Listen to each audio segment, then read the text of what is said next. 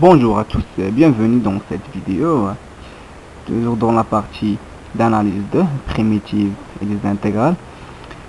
Par définition, on a f, une fonction qui est continue dans un intervalle i, alors que f est intégrable sur i. Donc f admet une primitive sur l'intervalle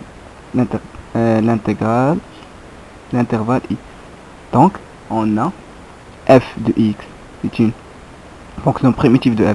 Donc la dérivée de f' de x, ça nous donne f de x, et tout simplement f de x est égal à l'intégrale de f de x, c'est la primitive de f. F de x, dx bien sûr, toujours n'oubliez pas cette dx là. Par définition, l'intégrale de a à b de f de x dx, et c'est quoi la différence entre et ça, f de x dx? Ça s'appelle un intégral. Ça nous donne une surface entre a et b, et ça nous donne, ça s'appelle une primitive. Ça est donné par f de x plus une constante. Ça est donné par f de b moins f de a. Avec f et la primitive de cette f de x là. Je vais vous montrer quelques propriétés. Bon, quelques propriétés des intégrales. On a l'intégrale de a à c de f de x dx. Si f n'est pas continu dans un point p, f n'est pas continu d'un point b par exemple, c'est la même que l'intégrale de a à b de f de x dx plus l'intégrale de b à c f de x dx. Ça s'appelle la relation de Charles. A, b, on peut justement avoir f, éliminer f de b, car c'est ça, c'est f de b moins f de a. Et ici, c'est f de c moins f de b. Et on va trouver tout simplement f de c moins f de a. C'est la même que l'intégrale de a à c de f de x dx. C'est ça la démonstration. Mais il faut justement apprendre ça. Pour l'intégrale de a à a d'une fonction f de x dx, on a la même point, tout simplement, qui est égal à 0.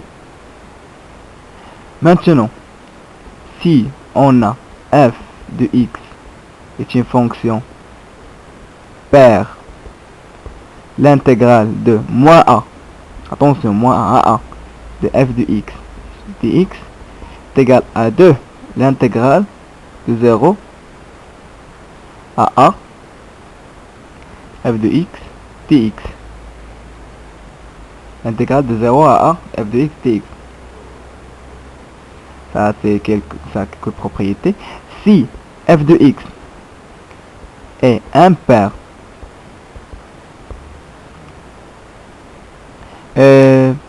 donc on a l'intégrale de moins a à a de f de x dx est égal à 0.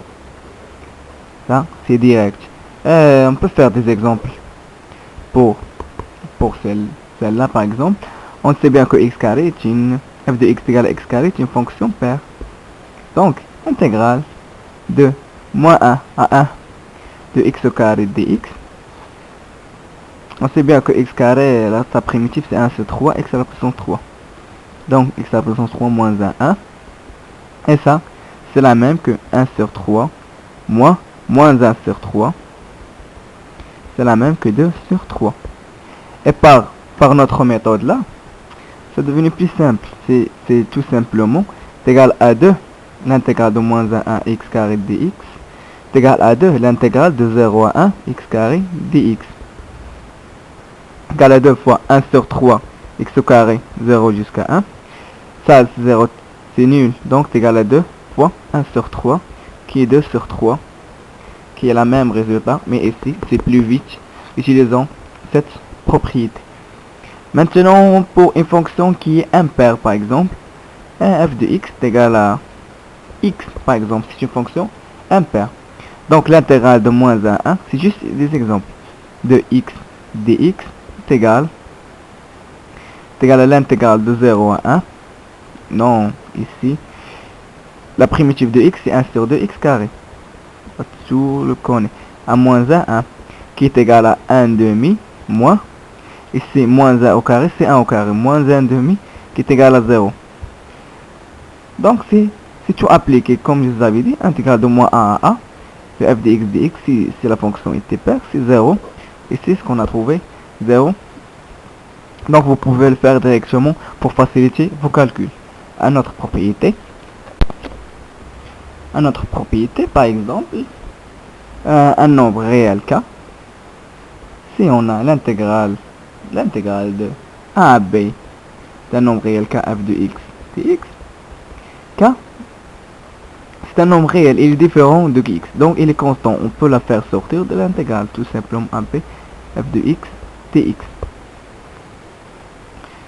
Et aussi une autre propriété, l'intégrale de a à b de f de x dx est égal à moins l'intégrale de l'inverse de b à a de f de x dx.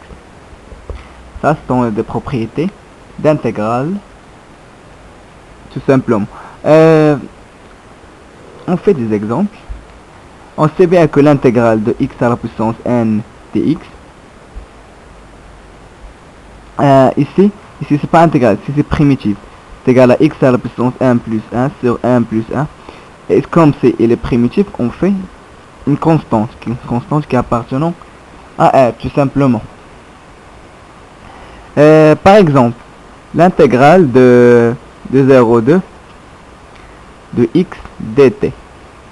Par exemple, ça. Je donne un petit temps de penser à ça. Regardez-le bien. Vous allez me dire que qui est égal à 1 sur 2 x au carré entre 0 et 2, et qui est ici 2 carré c'est 4, 4 sur 2 c'est 2. Vous avez tous dit que c'est 2, mais vous ne faites pas attention à ça. Ici on a dt. dt, c'est-à-dire quoi? Ici c'est faux. Le résultat il est faux.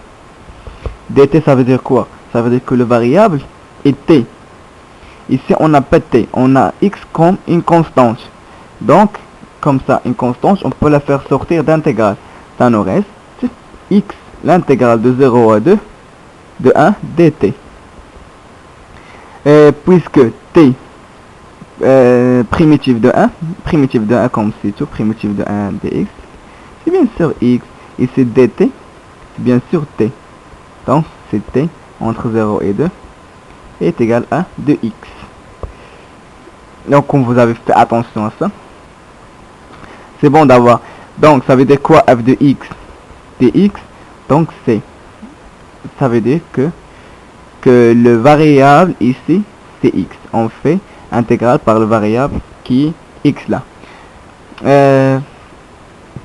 Maintenant, on passe à l'intégration par partie.